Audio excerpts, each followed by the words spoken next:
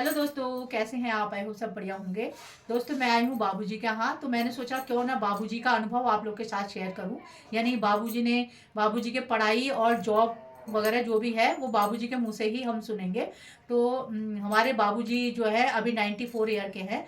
तो उन्होंने अपने आप को बिल्कुल मेंटेन रखा है, खान पान से लेके। इससे पहले मैंने आप लोगों को बाबूजी के रूटीन के बारे में बताया, और आज मैं बाबूजी के जो जॉब है यानी पढ़ाई से लेके जॉब तक का बाबूजी के मुंह से ही हम सुनते हैं। चलिए, चलो बाबू बताओ, तुम जॉब वगैरह ना जो तुम पढ़ाई करी। हाँ। कोई आ गया। 29 दिसंबर 1932 को मेरा जन्म हुआ। तब बागेश्वर में एक प्राइमरी स्कूल, एक मिडिल स्कूल, दूसरा कोई अन्य साधन नहीं थे। स्कूल भी कब्रिस्तान के ऊपर हुआ, भुलचन्य धार में। वहाँ बच्चों भेजने में सुबह परिवार वालों को परेशान होती थी। तो जब हम 5 या 6-7 बरस के हो जाते तब हम स्कूल में जाएंगे। स्कूल में जाने के बाद बागेश्वर तक दादा 5 मिडिल से अपर से, फिर 6 और 7, 5, 6 और 7, 8, मैं 5, 6, 7, 8 में अपर तब 4 ही था। 5, 6, 7 मिडिल था। मिडिल में 7वीं में मैं फेल हो गया। उसके बाद सन 39 में मैं अल्मोड़ा गवर्नमेंट कॉलेज में नाम लिखाने गया। सन 39 में मेरा नाम गवर्नमेंट कॉलेज में लिखा गया।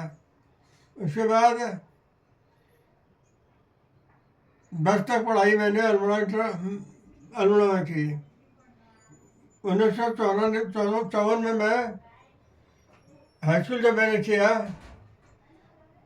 तो पहले मैं आयुर्वेद के लिए आयुर्वेद कॉलेज लल्लेसरी आयुर्वेद कॉलेज पीलीभीत गया, परंतु साइंस और संस्कृत होने की वजह से मुझे वहाँ एडमिशन नहीं मिला। उसके बाद मैं लौट पर फिर अल्मोड़ा आया। फिर मैंने गवर्नमेंट में इंटर ज्वाइन किया। इंटर ज्वाइन करने के बाद एक दिन अपने दोस्त के साथ मैं रिक्रूटिंग ऑफिस गया उसको लेकर के।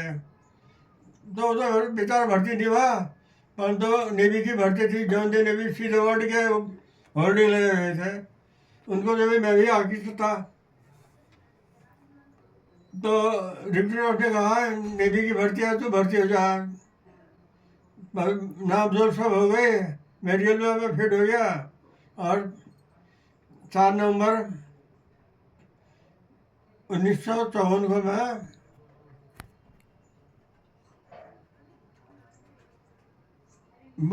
ट्रावनकोर कोची चला गया। वहाँ मैंने 9 महीने सीमेंट की ट्रेनिंग की।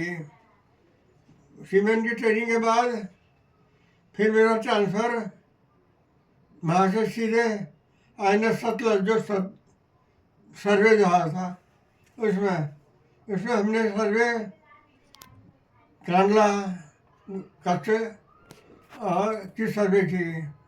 उसके बाद अंडमान निकोबार में पोर्ट ब्लेयर के पास वहाँ के बीवो की सर्वे की। वहाँ से मैं एक बार सिंगापुर, कोलालमपुर तेल लेने के लिए जाते थे। कुछ दिन बाद जब हम बम्बई आए, मैं सर्वे पूरा करने के बाद बम्बई आए, तो उसके बाद मेरा ट्रांसफ़र INS कुंजली जो पुलिस ट्रेनिंग सेंटर है वहाँ हुआ। एक 2 साल वहाँ रहने के बाद उसके बाद मेरा ट्रांसफ़र INS दिल्ली में हुआ। INS दिल्ली में मैंने एमएल से लीडिंग पास किया। उसके बाद मेरा ट्रांसफ़र विशाखापट्टनम हो गया। जहाँ पहले बॉयज़ ट्रेनिंग सेंटर था, बॉयज़ खत्म हो गया है। करीब 1-2 साल वहाँ रहा। उसके बाद विशाखापट्टनम से मेरा ट्रांसफ़र बॉम्बे हुआ। बॉम्बे INS खुखरी में हुआ। INS खुखरी जो था वो फ्रिगेट जहाज था, 1971 के वार में उसका डूब गया था वो पाकिस्तान के साथ। और तो करीब 2 साल करीब खुखरी में रहा मैं। वही मेरा प्रमोशन लीडिंग मैन हुआ। परंतु उसके बाद मेरा ट्रांसफ़र वहाँ से INS हाथी में हुआ। INS हाथी टारगेट टोइंग जहाज था, जिसमें कम स्टाफ होने की वजह से बहुत सी मीटर का काम मैं करता था। उसके बाद वहाँ से मैंने 10 साल का ही बॉन्ड भरा था। 10 साल में रिजर्व होकर के मैं